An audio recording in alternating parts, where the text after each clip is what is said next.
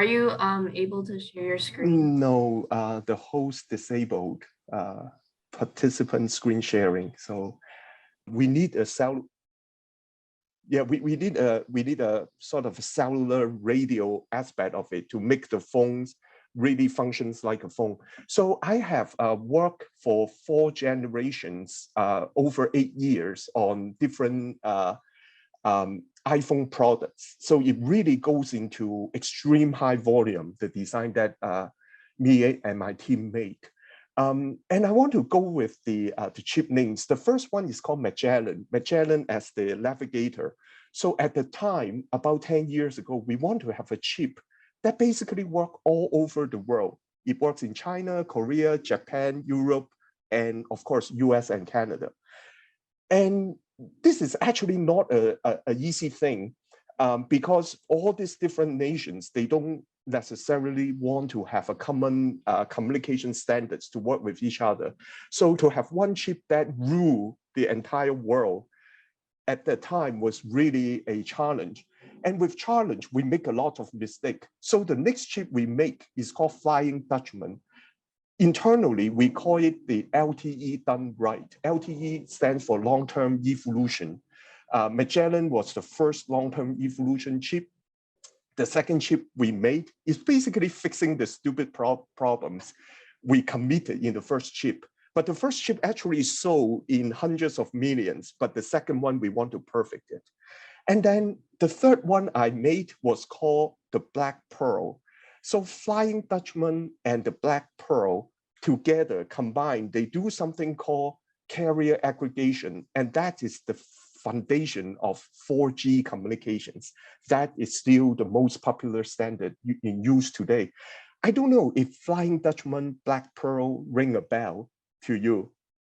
Well, if you really study hard, you probably don't watch too much movies, but Flying Dutchman and Black Pearl, they're 2 ghost ships in Pirate of Caribbean. I don't know why the management has that sick sense of humor that they name 2 chips that needs to go side by side in order to produce this next generation communication standards, and they name 2 ghost ships after it. Can they make something a little bit more scientific? But anyways, and then the last one before I left the company was called Lepton. And this is basically having the Flying Dutchman and the Black Pearl all combined in one chip. So there are a lot of interesting stories and heartbreaking stories behind this chip developments. But I just want to summarize a couple of bullet points. So of course, we at the time, I think we have a team of about 120 to 150 all PhDs with this kind of trainings. So when we are all under one roof, we create new features. And when we create new features, we create new problems. And so we need to humbly fix all the bugs that we create. So we improve circuit performances or just fix bugs. But the general theme is, as an engineer, we always want to achieve more with less. So Apple will give us this ridiculous requirement, okay? But I give you less silicon area, I give you less power, I pay you less. However, you need to deliver more functions, more coverage, higher performance, but I give you less. But every time when the engineers sees a ridiculous request, we deliver. Maybe this really allow those in the management to abuse us. But this is actually fun because this is called improvement, and we do that. Until 6 years ago, I was doing this kind of engineering work. At one point, I decided that, okay, maybe I want to try something else. So I was a little bit bored and tired of keep doing these things. At that time, I didn't know what I would do. So I actually quit my job at Qualcomm and went back to the company, the UCSD, and I took up a lab management position, a research position. The institute is called Qualcomm Institute, interestingly enough. I remember in 2017, I was watching Netflix with my wife. We are lying on the couch and we are just watching TV. And when we are watching this episode called Archangel of Black Mirror, my wife suddenly looked at me and said, well, isn't this what you do? Isn't this what you are doing? And I said, yeah, this is what we are trying to do. And she gave me this look of admiration or excitement that I didn't have before. I guess this is interesting. When I was building chips that goes into iPhones that all our friends and relatives would carry, it doesn't mean anything to her. But now I'm doing something a little bit more exciting, science fiction like. She seems to appreciate it. So let's see. Let's watch this episode, just maybe 1 or 2 minutes and see what's going on here.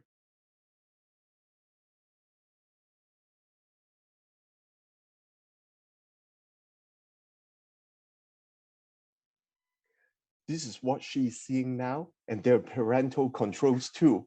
So what it means is the following: the BMI performance.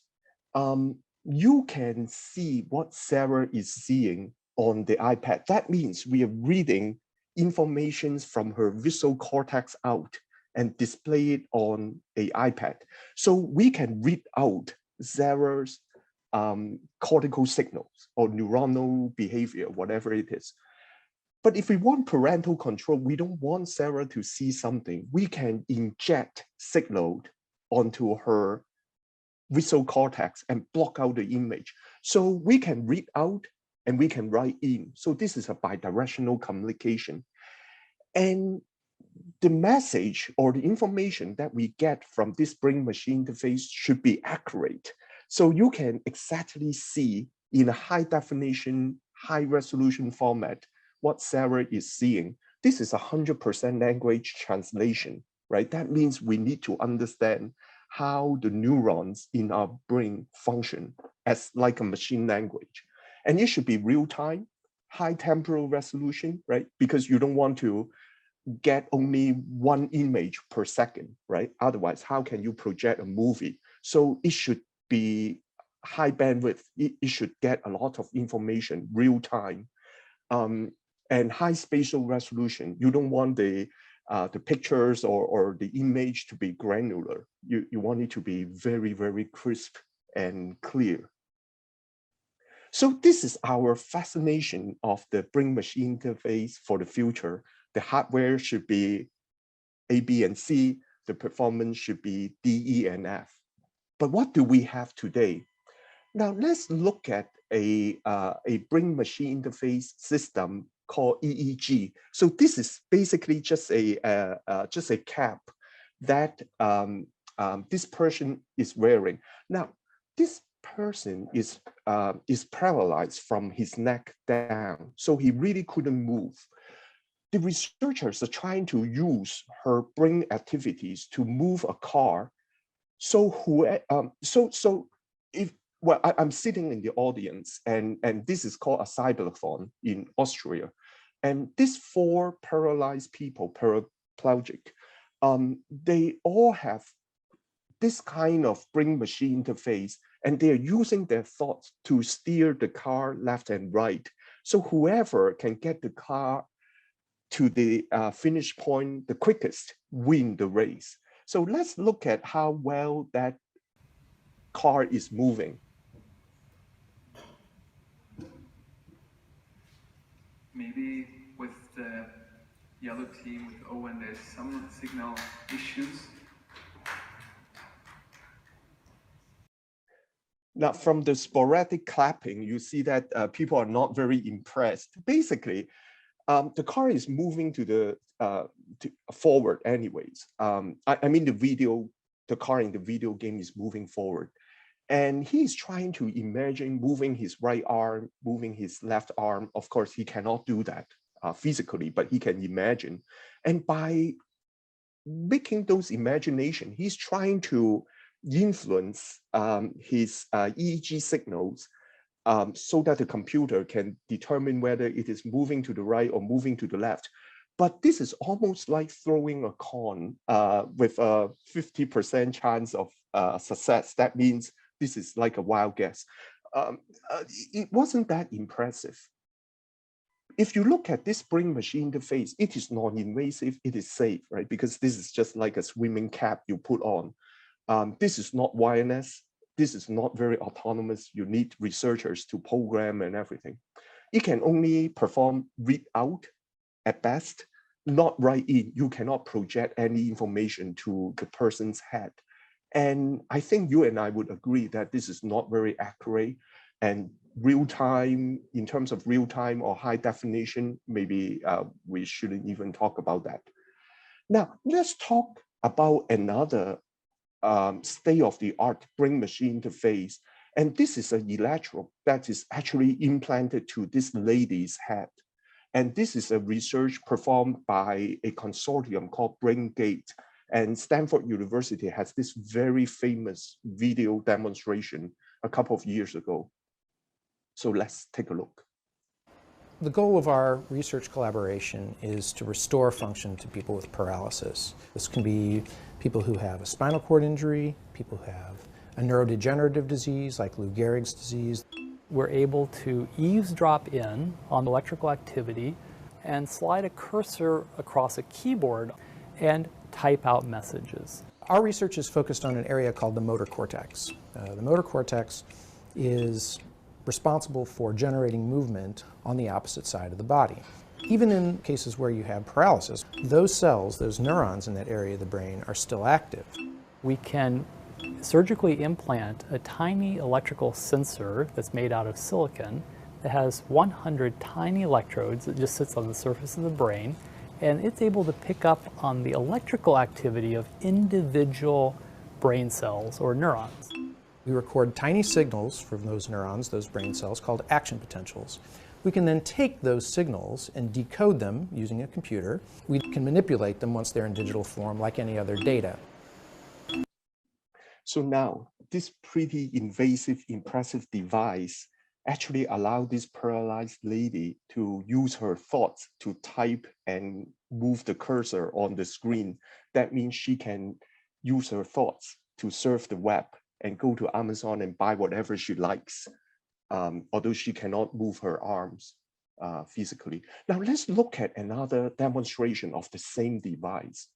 This is from University of Pittsburg. Volunteer, whose name is Nathan, underwent a surgery to have 2 microelectrode arrays placed in his sensory cortex. This is a region of the brain responsible for identifying tactile sensations such as pressure.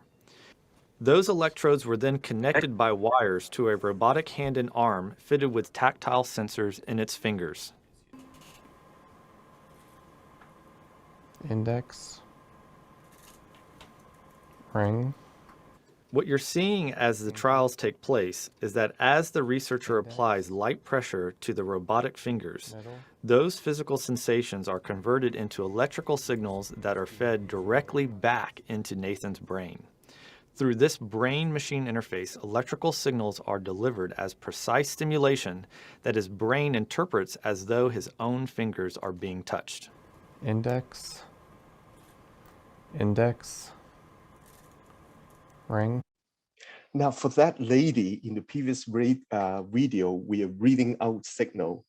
For Nathan, we are projecting sensation into his head so that he gets the sensation of his actual fingers being touched. So this is read out and write in. Now you may think that this is a little bit too far out. Maybe it is still in the research phase, it's still in the university research labs, but actually the future is much closer. You may have heard about Elon Musk company called Neuralink. I think all of you have heard about Elon Musk, right? And he has a company called Neuralink. Look at this monkey.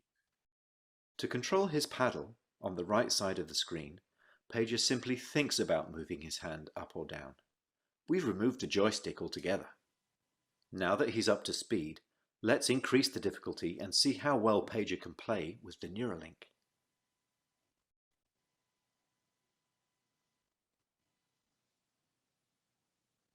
As you can see, pager is amazingly good at mind pong. He's focused, and he's playing entirely of his own volition.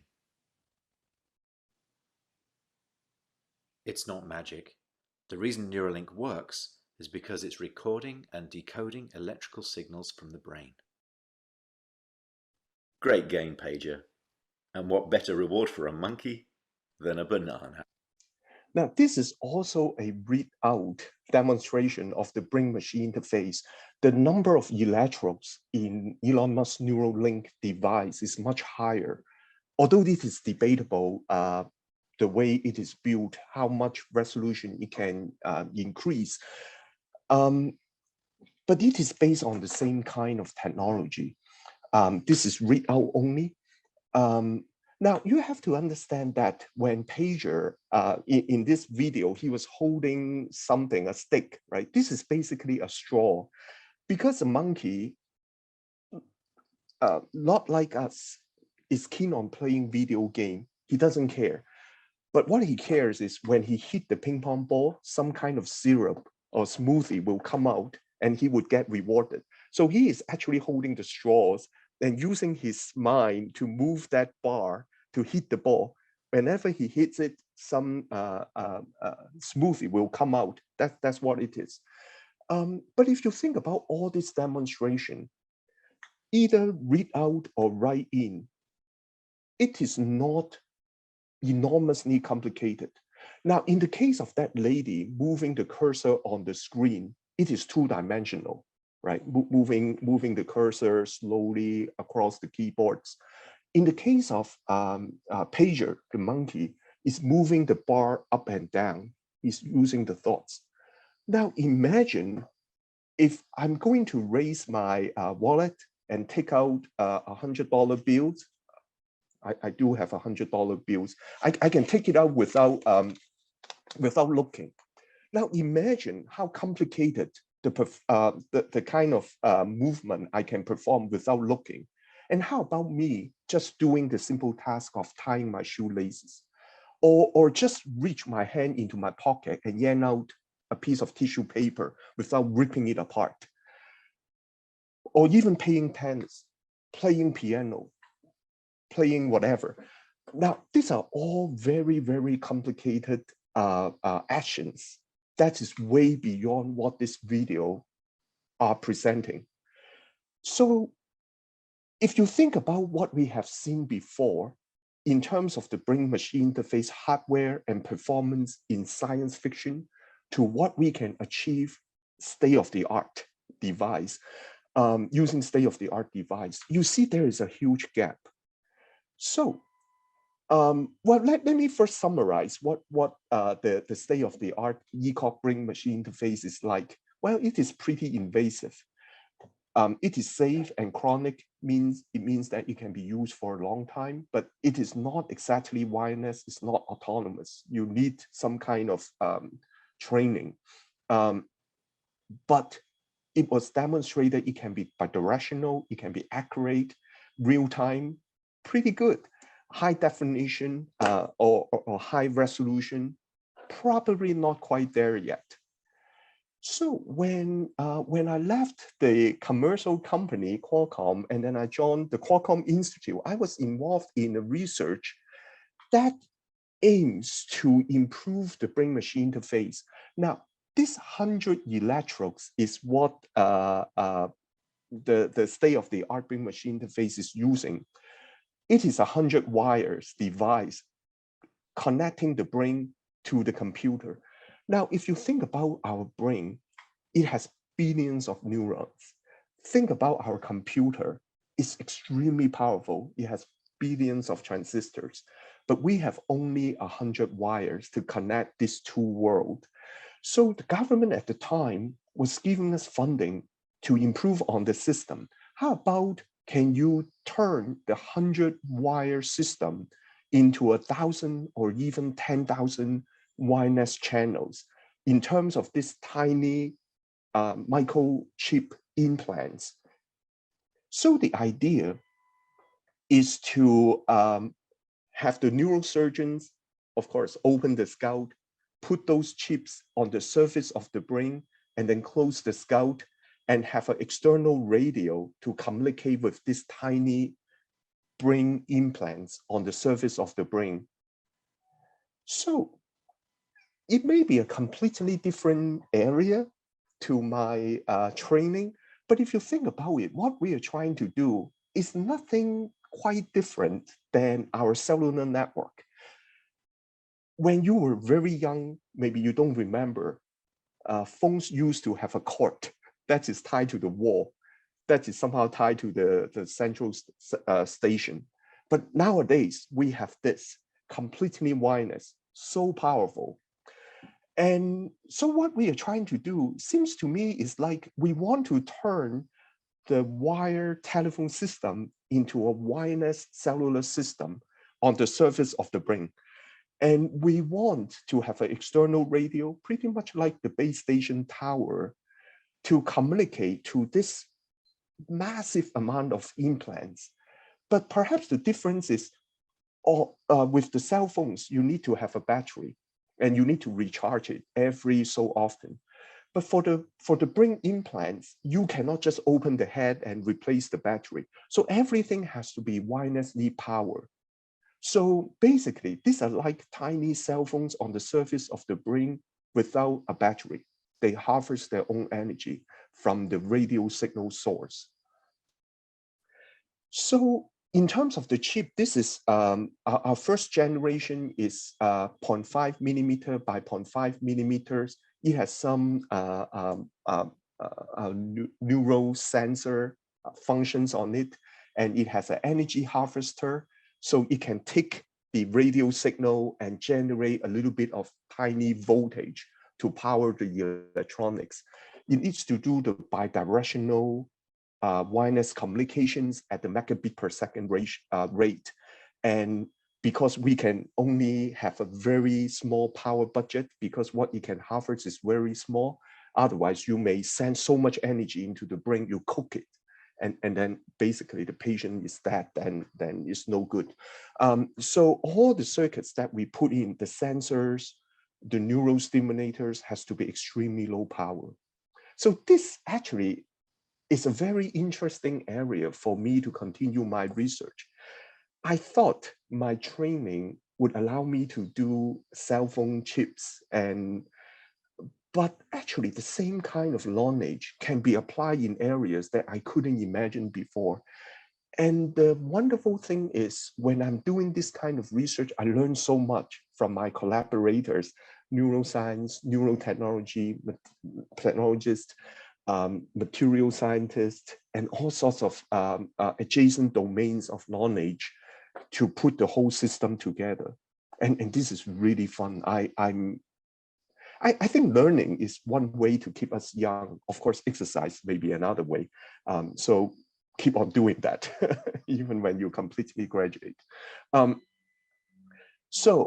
Today, our chips were tested in the lab and also have limited tests on rats. It will still be a long way before it could go into human clinical trial. But this is a long way of research.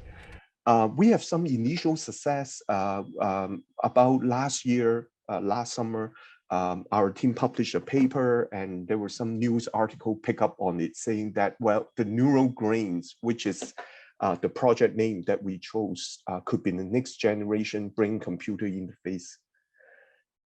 And okay, to summarize, what do we want?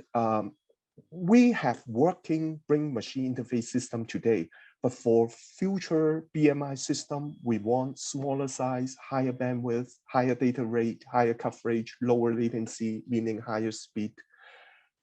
This trend actually would mirror the cellular network smartphone revolution. In 2008, when the first iPhone was released, no one would imagine you would use it to watch Netflix on it. It will drain the battery quickly. Maybe after the first 10 minutes, the battery is gone. But now we do it on our flight. I didn't do it today when I fly to San Diego. But things improve in a very dramatic manner. the future is actually a lot closer than we think, all thanks to very hardworking scientists, engineers that make things happen, that make the impossible possible. And you are the future.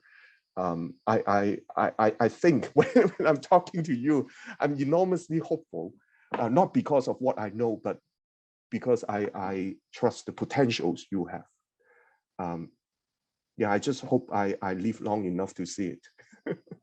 Okay, this is the end of my presentation. I hope this is reasonably fun. You guys stay up late, maybe after dinner, you're probably very sleepy. Thank you. I see that there are some questions that people have, if you're willing to answer them. Absolutely. Okay, great.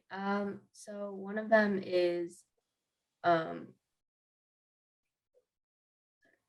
can we prevent the potential danger of someone hacking into an implant or taking advantage of others? I love this question. These questions show up every time I give this kind of talk. This is a real danger, right? That means someone can eavesdrop on your thoughts or even pick your memory. And if the technology is sophisticated enough, I can even write some new information to your head. You don't like broccoli, I make you like broccoli. How about that? And that's hell, right? Now, but you think about it. Think about our cell phones. I don't know about you. I use my cell phone to check in to the airport, and they charge $50 for my carry-on luggage. Well, I fly cheap, so they charge $50. So I key in my credit card information here. Imagine when this to the airline server, the signal actually broadcasts everywhere, but we don't have concern about that because engineers have way to protect information. We encrypt the information so there are ways engineers can do in order to safeguard any new technology to a point that we don't even think about the danger of what we are doing, like the example I presented. However, is there any loophole to create serious issue? Definitely. And I think the Netflix episodes, the Black Mirror, are just shining examples of this kind of loopholes and the doomsday scenario. Yeah. I guess we're talking about human nature here. We love to invent things. We safeguard the technology we invent, but there is always a dark side of all of us to abuse it. So it's up to you to figure out what are the loopholes and how to safeguard. Okay, great. Thank you for your answer. Alicia, do you have a question? Yes. So I was wondering, is it possible for the brain implant to not only receive stimuli, but also produce it as well? So for example, if it can stimulate the neurons needed for specific sport movements, and athletes can essentially practice while not physically moving, similar to visualization, but perhaps more efficient, maybe. This is an excellent question. So this is not only reading out, but writing in. There are visual prosthesis, meaning that blind people, if you want them to see again, you can have a camera or video, high resolution video, get the image, turn it into digital data, translate it into neuronal signal or stimulus, and stimulate the visual cortex so that the blind person can see again. And this is actually happening. Of course, they cannot see a movie. However, I believe what they can see today is some sparkle of some light dots so that they can tell a character or some basic shape. But of course, if we can improve that, that will be amazing. You really help the blind to see again. and there are just a lot of examples, and even the Department of Defense would have programmed. They want to help soldiers to have faster response time, and the way they do it is just actually to stimulate the brain directly.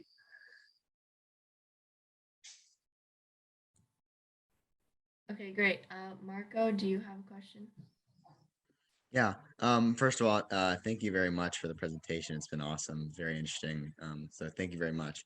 It's kind of along the same line of Elise's question, but could we potentially use like auditory input to like translate languages and like kind of break the language barrier that holds us back in a lot of ways, and like technological innovation, I should say? Well, I think the possibility is limitless. But nowadays, actually, I think you raise excellent questions.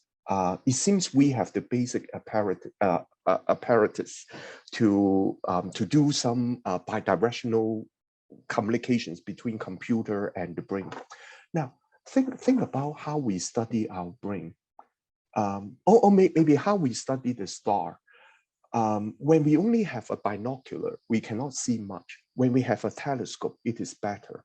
When we have the Hubble telescope, we learn our universe so much better. But now when we have the Webber telescope, now we can study the beginning of the universe, some far deep space. Now think about the tools that we study our brain. We actually do not have much tools at our disposal. We have functional MRI, all the other thing, this kind of invasive electrodes.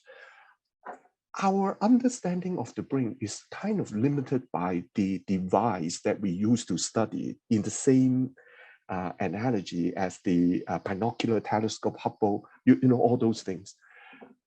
So this hardware and our understanding of the brain goes hand in hand. And I have to say, despite the brightest mind, not mine, the good minds out there, the young and the brilliant minds, we are still learning about the mystery and the marvel of our brain day by day. And new theories, new understanding happens on a weekly basis, seriously. And it is up to the engineer and the neuroscientist to work hand in hand to enhance our understanding. And ultimately, I think what you described would be possible. Because if we know how the neurons decode or encode speech or the perception of sound, then we can recreate it. Why not, right? Then we can bypass all the deafness, the physical apparatus, and just use like a microphone or a speaker, and stimulate or extract from the brain directly from the auditory cortex. But we are not there yet. Same goes with memory, emotion, all those more abstract functions. And there's a reason people, the greatest scientists pick movement, the motor cortex, because that is less abstract. Thank you. I have a question. Yes, Emma. Was it difficult to switch into a new sector in the middle of your career, and how was that transition? Oh, I love this question. I love this question. I know, I love these questions. I don't know. You have to believe in miracle and second chance. It takes a lot of guts and you may not end up well. I guess when you start your career, of course, you want to choose something that is closest to your ambition and what excites you, physics, chemistry, biology, but your interest may change. And after you spend some time in something, you may want to try something else. One thing I realized, actually only recently, in the past few years, is I find that successful professors, they actually started with something and they became very successful and famous. But at the same time, they never stopped learning. And they would, in about 5 to 10 years, they became an expert in something else. So it is not uncommon to see that a renowned professor is famous on not just one area, but 2 or even 3, because they never stop learning. And part of that transition is you find the right partners and right collaborators that you can work with. You can be very good friend with. I don't know if I should tell you this, but last week I traveled to Brown University, and one thing I find so helpful was I was actually drinking beers with my fellow researchers, and we had such a good time.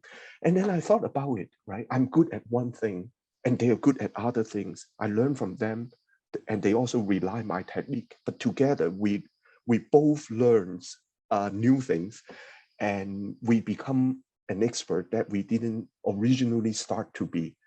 And this is all part of the fun, learning from books, learning from your friends, your collaborators, and never stop learning. I don't know, Emma, if I answer your questions, but of course, in my case, I leave a very profitable work and take a chance to do something else. It turns out it was enormously satisfying, and financially, I'm okay to try. But when you are young, I encourage you to follow your heart and leave no regret. Even at my age, I'm willing to do that, and I have 3 kids and my wife. But my wife is very supportive, not so much with my kids. My kids absolutely hate Texas. That's why they are actually having a lot of fun in San Diego now. Thank you so much. Is it recorded? I have another question, which is kind of similar, but if you're allowed to say, what are you working on right now? And like, what does like a typical day of your job look like? Like, are you doing more research or lab, or like, what do you do day to day? Yeah. So now, that's an excellent question. A professor's job composed of 3 parts: teaching, research, and perhaps research involves writing publications, because the metric to measure our research activity is the number of publications that we have. But in order to enable the research, you have to get money. So you write proposals to the government. So this is kind of the things that occupy my thinking and time. I'm still learning how to be successful in this, but I don't think I have the answers yet, but I'm learning to create new ideas and write in an exciting way, tell a story that is convincing, a semi-crazy story, but is convincing enough that people think I know what I'm talking about, right? If the story is completely achievable, then no one would be excited enough. I mean, the government wouldn't want to give you money, right? Because it has already happened. But if it is too crazy, then they think you're crazy, right? That's it. But if it is exciting, crazy enough, but it's convincing enough, you get the money to make it happen. So I'm learning. Well, teaching is a lot of fun because our research depends on the student productivity. So the better I teach, the more productive and powerful workforce I would have. So I actually put a lot of heart and emphasis to it. However, my job security is less dependent on teaching, but on the research, publications, and the amount of money that I can bring in to grow the research empire.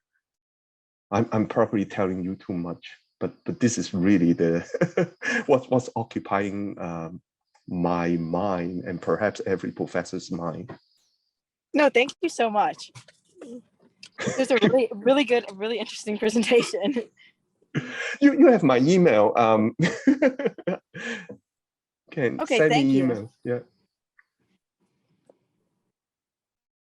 Hey, I think recording is okay, but could we not put it online? The reason is the following. There are some Netflix clips on it, and yeah, I'm just a little bit uncomfortable if the whole thing is put online. But if you want to share with your friends, by all means, in a more private manner.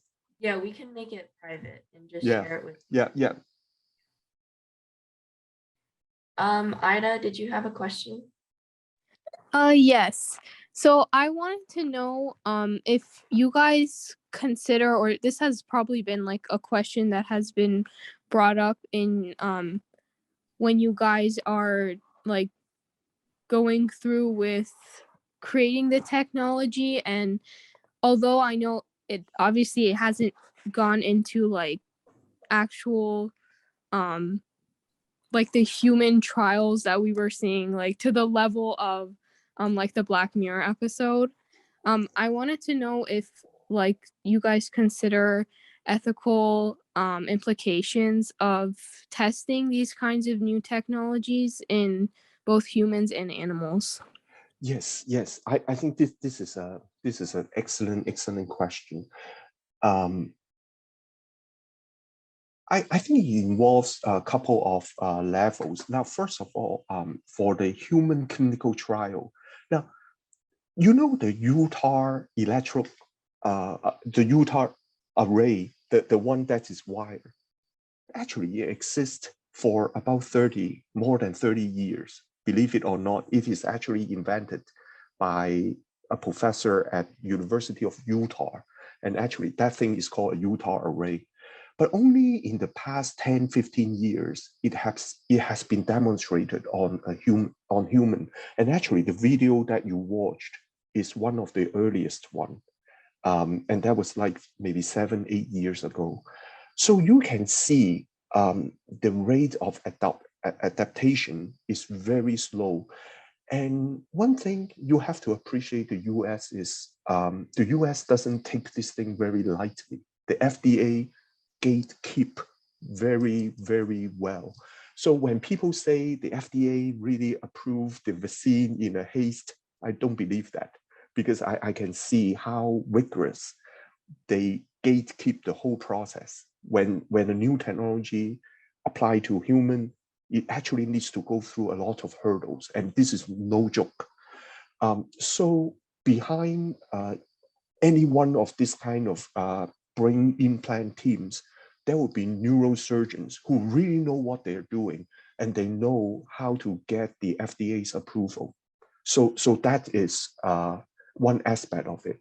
Now, you also bring up the questions about having animal trial. Now, that one I don't really know how to answer, because when this kind of technique is first invented, you test it on the smallest, may I say, the more disposable mammal, like rats. And then it gets to bigger mammals, like pigs. And then maybe the more like human-like mammal, like monkey, macaque. Each one of this require, well, every university, they would have this review board to make sure when you are doing something, at least in the US, is you will do it according to the strictest and the highest level of caution, and adhering to the highest ethical standard. Now, whether that is good enough is very debatable. For example, I know for a fact that UCSD, which is not too far away from here, would not have any monkey experiment. However, Brown University, which I just came back from last weekend, they have monkey. So how do you draw the line, right? So you can see the question you ask is actually very, very deep. And I think that itself is a branch of science that professors would study the bioethics of all these things. Not only on the brain machine interface, right, but on all other things. embryonic stem cells, whatever, right? Thank you so much for your answers. Excellent questions, by the way. Are there any other questions?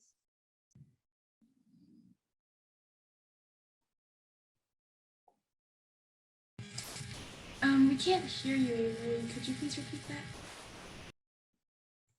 Sorry, are there any other questions?